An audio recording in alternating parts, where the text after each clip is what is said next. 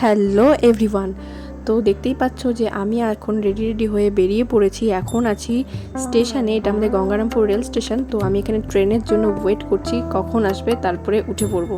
ইতিমধ্যে ট্রেনে আমরা উঠে পড়েছি। ট্রেন তাও একটু লেটেই এসেছিল।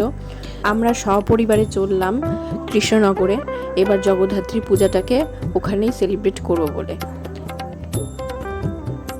তো যেতে যেতেই প্রায় এখন সন্ধ্যা নেমে এসছে, দেখতেই পাচ্ছ। তো কোনোবার আমার ওখানে যাওয়া হয় না, ওখানে বলতে কৃষ্ণনগরে আমি প্রথমবার যাচ্ছি। ভাবলাম যে এবার পুজোটাকে ওখানেই করব। যে আমি শুনেছি যে ওখানে নাকি খুব ভালো জগদ্ধাত্রী পুজো হয়ে থাকে, আর ওখানকার বুড়িমা রয়েছে, ওনারও দর্শন করব, তো মায়ের দর্শন করব। তো তার জন্যই বিশেষ করে যাওয়া। তো যাই হোক, ট্রেনে অনেকটা সময় কাটানোর পরে এখন প্রায় বাজে 9টা। তো আমরা এখানে নবদ্বীপ ধাম দেখতেই পাচ্ছ, রেল স্টেশনে নেমে পড়েছি। এখান থেকে আমরা এখন একটা টোটো বুক করে নেব, তারপরে ওখান থেকে চলে যাব কৃষ্ণনগরে। তো কৃষ্ণনগরটা এখানে তো ডাইরেক্ট আমাদের যায় না, রেল যায় না, তো তার জন্যই আমাদের এখানে নেমে গাড়ি চেঞ্জ করতে হবে। তো চলো যাওয়া যাক।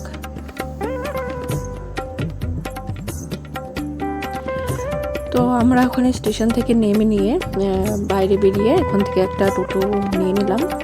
তো এখান থেকে একবারই ডিরেক্টলি আমাদের ওই কৃষ্ণনগরে চলে যাবে। তো যেতে যেতেই আমরা পরিবেশগুলো দেখছিলাম। এটা হচ্ছে মায়াপুরের সাইডটা, একটু লাইট দেখা যাচ্ছিল। এটা হচ্ছে ব্রিজ, এটা জলঙ্গি নদীর ব্রিজ। এই যে খুব সুন্দর দৃশ্য। তো যাই হোক, তো যেতে যেতেই আমরা এখানে কৃষ্ণনগর ঢুকে পড়লাম। তো দেখতেই পাচ্ছ যে খুব সুন্দর আলো ঝলমল করছে, প্রত্যেকটা বাড়িতে এত সুন্দর লাইটিং সব লাগিয়েছে, দেখে মনটা ভরে গেল। আমাদের সাইডে যেহেতু জগদ্ধাত্রী পূজা হয় না, তো আমার অ্যাকচুয়ালি জানা ছিল না যে এখানে জগদ্ধাত্রী পুজোটা ঠিক এত সুন্দরভাবে এখানে করা হয়। তো আমার তো ভীষণ ভালো লাগছিল এসে। তারপরে এখানে আমাদের দাদু নিয়ে যাচ্ছিল দাদুর বাড়িতে। অ্যাট লাস্ট ফাইনালি আমরা দাদু বাড়ি ঢুকে গেলাম। এটা হচ্ছে নেক্সট মর্নিং। আমি স্নান করে রেডি হয়ে নিয়েছি, আর উপরে ছাদে যেতেই দেখলাম যে দাদুর এত রকম যে শখ সেটা আমার জানা ছিল না। এখানে প্রায় কয়েকশোটা গাছ রয়েছে, পুরো দাদুর ছাদ বাগান। চলো তোমাদের একটু ঘুরিয়ে দেখানো যাক। এখানে প্রায় প্রত্যেক রকমের গাছ রয়েছে, 2-3 রকম করে, এক একটা প্রজাতি 2-3 রকমের গাছ রয়েছে এখানে। দেখতেই পাচ্ছ বিভিন্ন রকমের ফুল থেকে ফল থেকে শুরু করে যা হয় দাদু এখানে এত সুন্দর করে লাগিয়েছে। আমার ভীষণ ভালো লাগলো দেখে যে দাদু এত রকম শৌখিন। দেখে নাও, এগুলো সব ফুলের গাছ। এই যে এগুলো সব ফুল। আর এই সাইডেও রয়েছে প্রচুর ফুলের গাছ। এটা আমের গাছ। ছোট ছোট যত রকমের টব আছে দাদু কোনোটাই রাখে না, সবটাতেই যতটুকু গাছ পারে লাগিয়ে দেয়। আর এই সাইডেগুলো দেখতে পাচ্ছ সব দাদুর গোলাপের সব চারা লাগিয়েছে, ভীষণ সুন্দর ফুল হয়। আপাতত এখন ফুলটা ফোটেনি।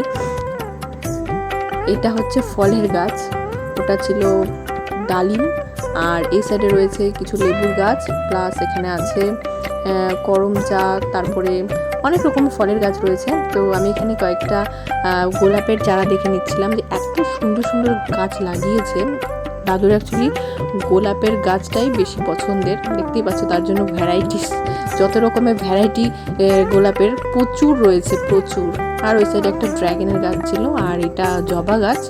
এই সাইডে যেতেই দেখলাম যে এখানে সব দাদু আবার বেলের গাছও লাগিয়েছে। এই যে বেলের গাছ, এতটুকু গাছে আবার বেলও হয়েছে। তো খুবই সুন্দর লাগছিল, এত সুন্দর কালেকশন দাদুর, মানে কি বলবো, আমার ভীষণ ভালো লাগছিল। মনে হচ্ছিল যে এটা আমার বাড়িতে নেই কেন, খুব ভালো লাগছিল। তো যাই হোক, এখানে একটু আমি সাইডগুলো দেখে নিচ্ছিলাম, আর সাইডগুলো একটু পরিবেশটা ঘুরে দেখছিলাম, যেহেতু রাতে এসেছি, যার ফলে আমি সাইডের মানে পরিবেশ কিছু দেখতেও পারিনি। আর এই দাদুর বাড়িতে তো আমার এই প্রথমবার আসা, তাই আমি কিছু জানিও না যে কোথায় কি রয়েছে না রয়েছে আর কীরকম এই পরিবেশটা, আমি সেটাও জানি না। আর এটা আর এই দাদু আমার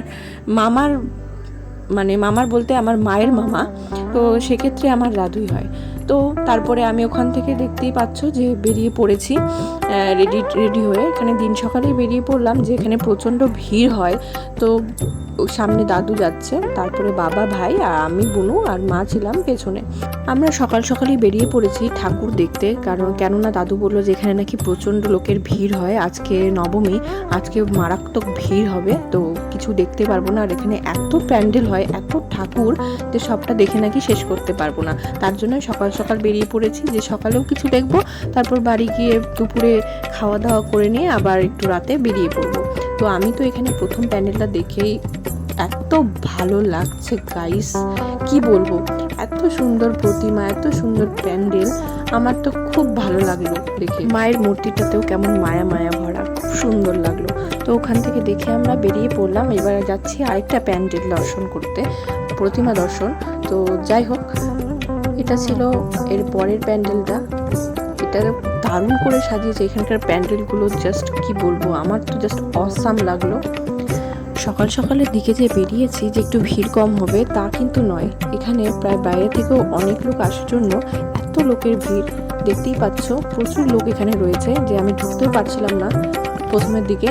তো দেখো প্যান্ডেলটা খুব সুন্দরভাবে কাজ করে জাস্ট বানিয়েছে, দেখতেই পাচ্ছ এখানে রয়েছে সবগুলোর কাজ খুব সুন্দর। আর এখানকার প্রত্যেকটা ঠাকুরের মুখগুলো ভীষণ ভালো, খুব মায়া, খুব সুন্দর লেগেছে আমার। তো আমরা একের পর এক প্যান্ডেল দেখে যাচ্ছিলাম, তো এটা পরের প্যান্ডেলে আসলাম। এখানে আমি এসে যা বুঝলাম যে প্রত্যেকটা মোড়ের মাথায় এক একটা করে পুজো হয়। মানে কি বলবো, যেরকম আমাদের এখানে লক্ষ্মী পুজোগুলো প্রত্যেকটা বাড়িতে বাড়িতে হয়, সেরকম ওখানে দেখলাম যে প্রত্যেকটা বাড়িতে বাড়িতেই প্রায় জগদ্ধাত্রী পুজো হয়ে থাকে। আমার এসব ইনফরমেশান জানা ছিল না, তো এসে ভালোই লাগলো, এত সুন্দর পুজো আমি দেখতে পাচ্ছি বা পেলাম, খুব ভালো লাগলো। তো যাই হোক, চলো বেশি কথা বাড়লাম না, ভিডিওটা স্কিপ না করে পুরো ভিডিওটা দেখতে থাকো, আশা করি তোমাদের এখানকার ঠাকুরগুলো বেশ ভালো লাগবে। এটা হচ্ছে রাজা কৃষ্ণচন্দ্রের রাজবাড়ি। আমরা প্যান্ডেল ট্যান্ডেল দেখে নিয়ে এখানে চলে আসলাম, যে এখানকার রাজা, এখানে যেহেতু কৃষ্ণনগরে এসেছি, তো কৃষ্ণনগরে এসে রাজবাড়ির ঠাকুর যে দেখবো না তা তো না, সেটা একবারে হতেই পারে না। তো এখানে এসে দেখলাম যে প্রচুর লোকের ভিড় রয়েছে এখানেও, কেননা এই দিনে এখানকার পুজোর দেখার জন্য প্রচুর লোকের ভিড় পড়ে। আর কেননা রাজা এখানে প্রথম পুজো প্রচলন শুরু করেছিলেন শুনেছি, এখানে দাদু বললো। তো যাই হোক, চলো তোমাদের ভিতরের সমস্ত কিছু যতটা পারি আমি দেখানোর চেষ্টা করব। তো ভিডিওটা স্কিপ না করে দেখতে থাকো, আশা করি তোমাদের ভালোই লাগবে। রাজবাড়ির এটা হচ্ছে পুজো, এই দেখো সাইডের এত ভিড়। চলো রাজবাড়ির পুজো তোমাদের একটু দেখিয়ে দিই।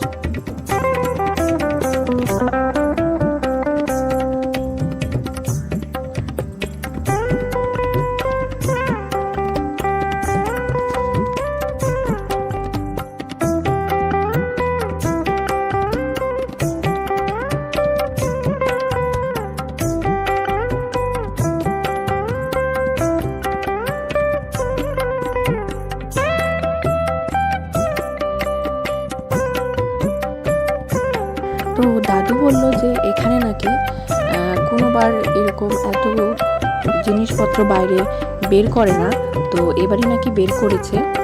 রাজবাড়ির সমস্ত জিনিসপত্র সাইড দিয়ে দেখতেই পাচ্ছ, তোমাদের অবশ্যই এগুলো আমি পরে দেখাবো। আগে চলো আমরা ঠাকুর দর্শন করে নিই, আগে মায়ের দর্শন করি, তারপরে সমস্ত জিনিসপত্র তোমাদের দেখিয়ে দেবো ভালো করে, এক এক করে সুন্দর করে দেখাবো।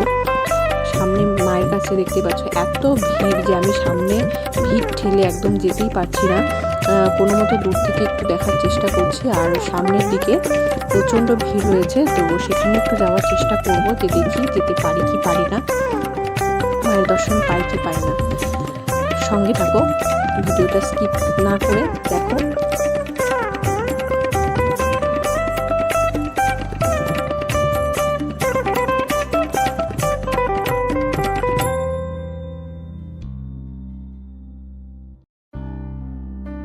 প্রচণ্ড ভিড় ঠেলে অনেক কষ্টে মায়ের দর্শন পেলাম। আমরা সামনে চলে এসেছি মায়ের, দেখতেই পাচ্ছ। এটা হচ্ছে কৃষ্ণনগরের রাজবাড়ি, রাজা কৃষ্ণচন্দ্র রায়ের বাড়ির পুজো। তো ওখান থেকে চলে আসলাম। এখন তোমাদের সমস্ত জিনিসপত্র দেখাবো। এখানে রাজবাড়ির সমস্ত জিনিসপত্র খুব সুন্দরভাবে সাজিয়ে রাখা হয়েছে, তোমাদের এক এক করে আমি দেখিয়ে দেবো। তার আগে চলো তোমাদের একটু সাইডটা একটু দেখাই। এটা হচ্ছে সাইডটা। আর যে রাস্তা দিয়ে আমরা ঢুকে নিয়েছিলাম, তো সেটা একদম সামনের মেন দরজা ছিল না, মেন গেট ছিল ওই যে দূরে দেখতে পাচ্ছ ওইদিকে। তো ওইদিকে আমি তোমাদের পরে একটু দেখিয়ে দিব। আগে চলো যে সমস্ত জিনিসপত্র যেগুলো রাজবাড়ির, সেগুলো যতটা পারি দেখানোর চেষ্টা করবো। দেখতেই পাচ্ছ যে প্রচণ্ড ভিড়। আমার এখানে এসে খুব ভালো লাগছিল যে এসব দেখার সুযোগ হবে বা পাবো, এটা আমাদের ভাগ্যে হবে। সত্যি ভীষণ ভালো লাগছিল এসে, যে এত কিছু দেখার সুযোগ পাচ্ছি বা পেয়েছি। খুব সুন্দর। এটা হচ্ছে আগেকার যুগের সমস্ত জিনিসপত্র। এখানে রয়েছে টেলিফোন রয়েছে,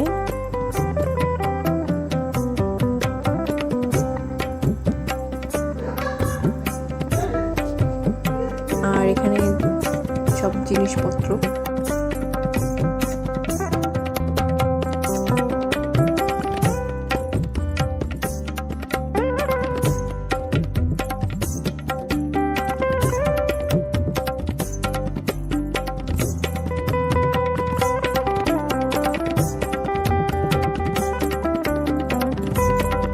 দাদু আমাকে রাজা কৃষ্ণচন্দ্র রায়ের পুজোর ব্যাপারে গল্প শোনালেন। তো বললেন যে রাজা নাকি কারাগারে যখন ছিল, তো কারাগার থেকে মুক্তি পেয়ে যখন এখানে কৃষ্ণনগরে ফিরছিলেন, তখন এসে দেখেন যে দুর্গাপূজা প্রায় শেষ। তখন সেটা দেখে রাজার মন খারাপ হয়। আর রাজা তখন নাকি খুব ক্লান্তও ছিলেন, তো তার জন্য ঘুমিয়ে পড়েছিলেন একটু। তো ঘুমিয়ে তখন স্বপ্নাদেশ দেন মা স্বপ্নে আসেন। মায়ের হাতে ছিল শঙ্খ, ধনু, চক্র, আর ছিল ধনুচারিণী। যাই হোক, তো এরকম রূপ দর্শন করেন। তো তখন নাকি মায়ের স্বপ্নাদেশ পেয়ে মা নাকি বলেছিলেন যে আগামী শুক্লা নবমীতে মায়ের পুজো করতে। তো তারপর থেকেই নাকি তারপরেই নাকি হচ্ছে এক পণ্ডিতের সাথে তিনি এ ব্যাপারে কথাবার্তা বলেন। তারপরেই নাকি এই তিথিতে প্রত্যেকবার পুজো হয়ে থাকে। আর এই তিথিতেই প্রত্যেক বছর এই পুজোটা হয়ে থাকেন। তারপর থেকেই এই পুজোর প্রচলন হলেন মা জগদ্ধাত্রী রূপে এখানে মা কৃষ্ণনগরে বিরাজমান। তো যাই হোক, গল্পটা দাদু শোনালেন, বেশ ভালো ছিল। তারপরে ওখানেও লেখা দেখলাম, দাদুর কথার সাথে মিলে গেল। তো তারপরে দেখতে পাচ্ছ যে এখানে সমস্ত জিনিসপত্র, সমস্ত মূর্তি, সব ঠাকুর দেবতার দেবদেবীর মূর্তি দেখলাম। ভীষণ ভালো লাগলো। মূর্তিগুলো খুব সুন্দর সুন্দর, দারুণ ছিল। তো দেখো,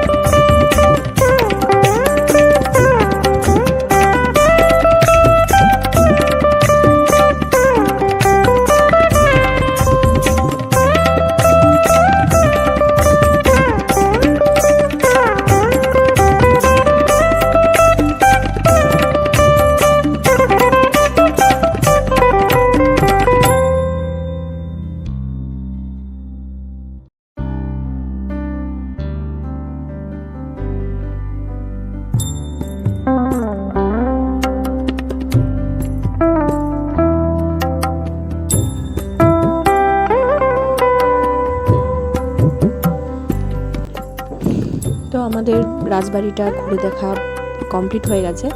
এবার সাইডে মানে এটা অ্যাকচুয়ালি রাজবাড়ি না, রাজবাড়ি বলতে এটা এখানে দেবীর পুজো হয়, এটা ঠাকুর দালান বা কি বলে, যাই হোক আমার কাছে সঠিক ইনফরমেশান নেই। তো যাই হোক, এটা মেইন যে মহল সেটা না, মহল হচ্ছে এটা, আর এটা মেন গেট। এটা মহলের এই যে কৃষ্ণনগরের রাজবাড়ির এটা মেন দরজা বা গেট। আর ওই যে পেছনে একটু দেখা যাচ্ছে ওটা হচ্ছে মহল।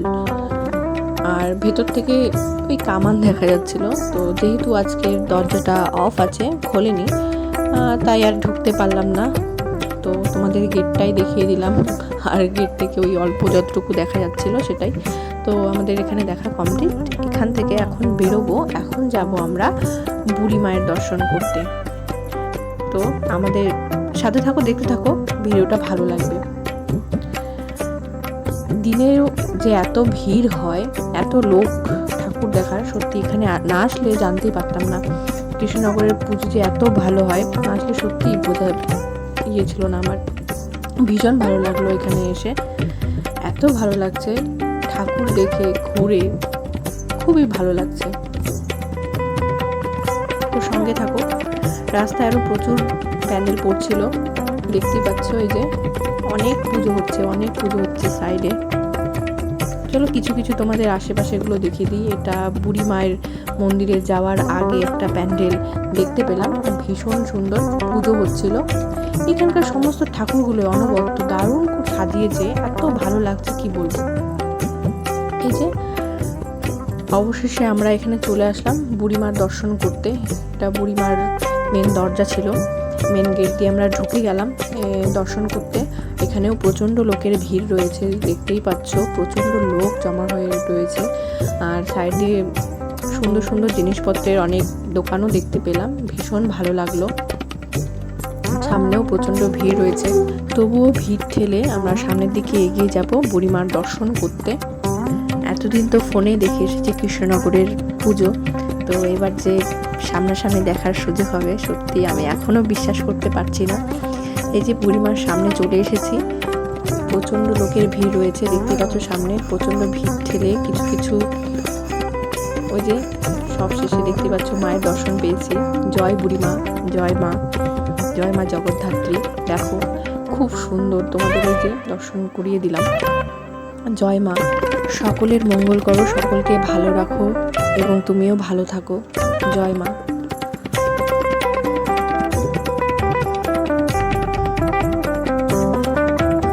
দেখো এই সাইডেও খুব কতটা ভিড় রয়েছে। তো বুড়িমার দর্শন কমপ্লিট, আমরা তারপর এখানে বেরিয়ে পড়লাম। রাস্তায় যেতে যেতে যদি কিছু ঠাকুর পড়ে তো দেখবো আমরা, তো দেখে নিয়ে আর তারপর বাড়ি চলে যাব।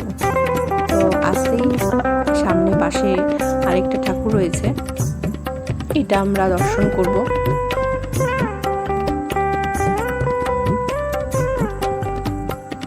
তো চলো বাকি ঠাকুরগুলো তোমাদের দর্শন করিয়ে দিই।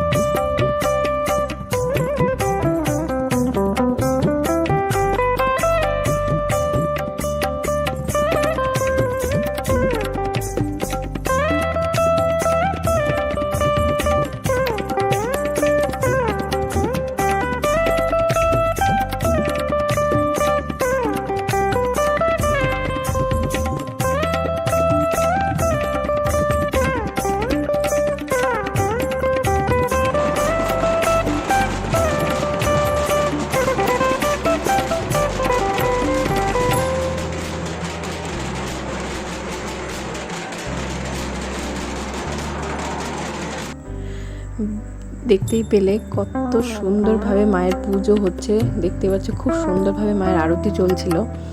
ভীষণ সুন্দর লাগলো। এই যে সব লাইটিংগুলো দেখতেই পাচ্ছ, যেহেতু দিনে এসেছে জন্য আমরা এইসব মিস করে গেলাম, কিন্তু তবুও মায়ের তো দর্শন হয়েছে। তো যাই হোক, এবার কয়েকটা ঠাকুর তোমরা দর্শন করে নাও।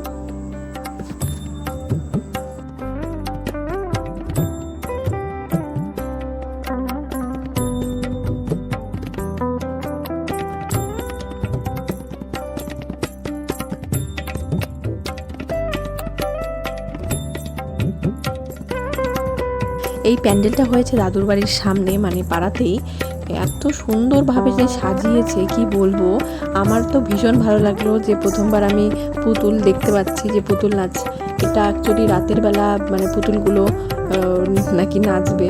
তো দেখি যদি রাতে আবার যখন বেরোবো তখন চেষ্টা করবো আবার এখানে আসার, পুতুল নাচ দেখার। এখানেও দেখতে পাচ্ছ মায়ের পুজো হচ্ছে, যেহেতু নবমী চলছে এখন মায়ের পুজো হচ্ছে। সব জায়গাতেই গিয়ে মায়ের আরতি দেখতে পেলাম।